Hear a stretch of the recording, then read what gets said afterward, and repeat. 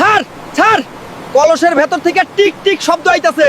এটা সোনার কলস না, এটা টাইম বোমা। তোরা জান বাঁচায়া ভাগ। একটি ছোট গ্রাম ছিল। গ্রামের প্রায় সবাই দরিদ্র।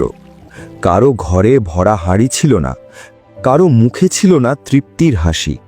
তবু তারা কোনোভাবে দিন কাটাত। একদিন ভোরবেলা গ্রামের নদীর পাড়ে এক আশ্চর্য দৃশ্য দেখা গেল। বালুর ওপর রোদে ঝলমল করছে একটি বড় সোনার কলস, যেন সূর্যের আলো পড়ে আগুনের মতো জ্বলছে। খবর ছড়িয়ে পড়তেই গ্রামের সবাই নদীর পাড়ে ভিড় করল। কেউ বলল না, চলো আমরা ভাগ করে নিই। প্রত্যেকে মনে মনে ভাবল, এই কলসটা আমি একাই নেব। শুরু হলো টানাটানি। কেউ কলস টানে নিজের দিকে, কেউ ধাক্কা দেয় অন্যকে। লোভে চোখ অন্ধ হয়ে গেল সবার। হঠাৎ ধাক্কাধাক্কির মাঝে কলসটা গড়িয়ে পড়ল নদীতে। স্রোতের টানে ধীরে ধীরে ভেসে দূরে চলে গেল সেই সোনার কলস। নদীর পাড়ে দাঁড়িয়ে সবাই শুধু হায় হায় করতে লাগল।